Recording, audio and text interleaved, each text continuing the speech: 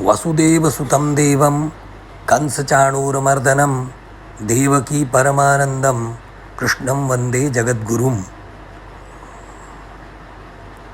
अभी तक हम अध्ययन कर चुके हैं कि धृतराष्ट्र के प्रश्न पूछने पर संजय उत्तर दे रहे हैं और संजय के उत्तर के अनुसार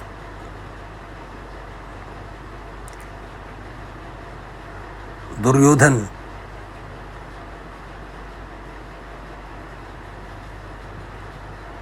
द्रोणाचार्य के सम्मुख पांडवों की सेना का संक्षिप्त वर्णन कर चुके हैं।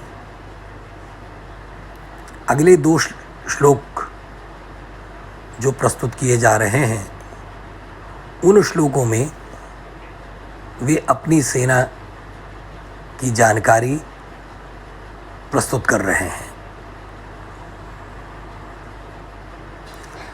अस्माकं तु विशिष्टा ये तान् निबोध द्विजोत्तम नायका मम सैन्यस्य संज्ञार्थं तान् ब्रवीमि ते।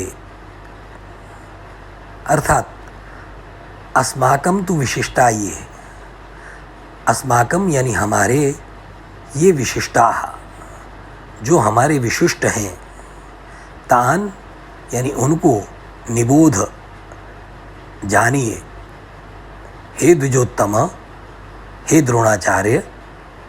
द्विजोत्तम माने द्विजों में श्रेष्ठ, द्विजों में उत्तम, यानी द्रोणाचार्य आचार्य द्रोण के लिए संबोधन है। और किनका वर्णन मैं कर रहा हूँ? नायका मम सैन्यस्य, अर्थात मम मेरी सैन्यस्य सेना के नायक जो हैं, संज्ञार्थम तान ब्रवीमिते, मैं तान माने उनको, ब्रवीमिते तुम्हारे लिए कहता हूँ। संज्ञार्थम के सामान्य रूप में दो अर्थ हो सकते हैं। संज्ञा अर्थात नाम, कि मैं कुछ, वैसे तो हमारा पराक्रम बहुत अधिक है, परंतु नाम मात्र के लिए नाम संकीर्तनार्थ मैं कुछ नाम आपको बताता हूँ। और दूसरा तात्पर्य ये हुआ कि संज्ञार्थम, संज्ञा समुपसर्ग पूर्वक ज्ञा धातु है, तो दूसरा अर्थ है आपकी जानकारी के लिए, आपके बोध के लिए मैं आपके सामने उनकी जानकारी रखता हूँ। और फिर अगले श्लोक में कहते हैं कि भवान भीष्मश्च कर्णश्च कृपश्च समितिञ्जयः अश्वत्थामा विकर्णश्च सौमदत्तिस्तथैव च। तो ये तो नाम है एक प्रकार से। भवान, भवान शब्द का मतलब होता है आप। आप, भीष्मश्च, भीष्म, भीष्म पितामह, कर्ण और कृपश्च समितिञ्जयः।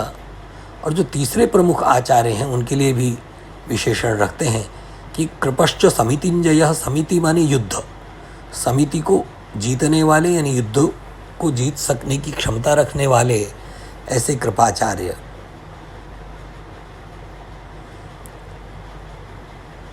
और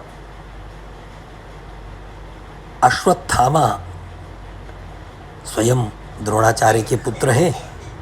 विकर्णश्च जो कि स्वयं दुर्योधन का भाई है, पराक्रमी है। अश्वत्थामा विकर्णश्च सौमदत्तिस्तथैव च, सोमदत्त का पुत्र सौमदत्ति, ये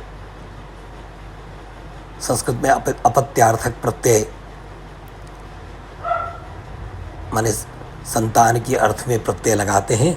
ईय प्रत्यय है, अत ईय। अब इसके विषय में चर्चा करेंगे।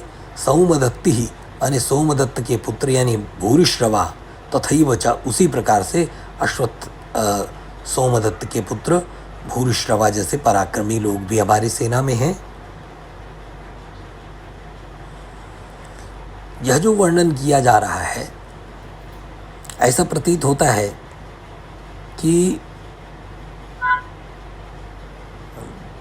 दुर्योधन, क्योंकि भीष्म पितामह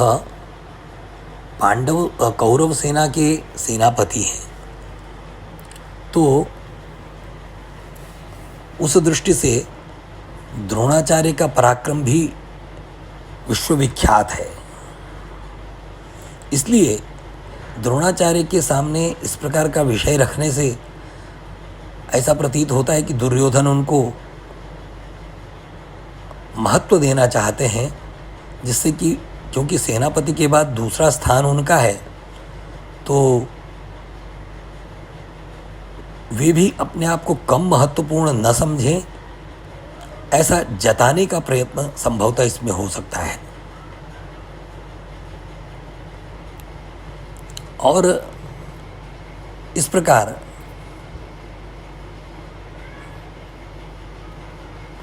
दुर्योधन द्रोणाचार्य को पूरी तरह से कोई कोर कसर नहीं छोड़ना चाहता। इसलिए जो अस्माकं तु विशिष्टा ये तान निबोध द्विजोत्तम, ऐसा कहने पर, ऐसा कहते हुए अपने विशिष्ट सैनिकों का जो नाम परिगणन करा रहे हैं, उसमें संबोधन कर रहे हैं।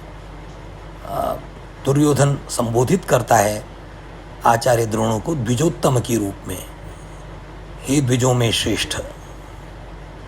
पूरी तरह से तुष्टीकरण आज की भाषा में कह सकते हैं, या वास्तव में पूरा आदर प्रदान करना चाहते हैं कि वे कम महत्वपूर्ण नहीं हैं। आज का पाठ हम यहीं पर पूर्ण करते हैं।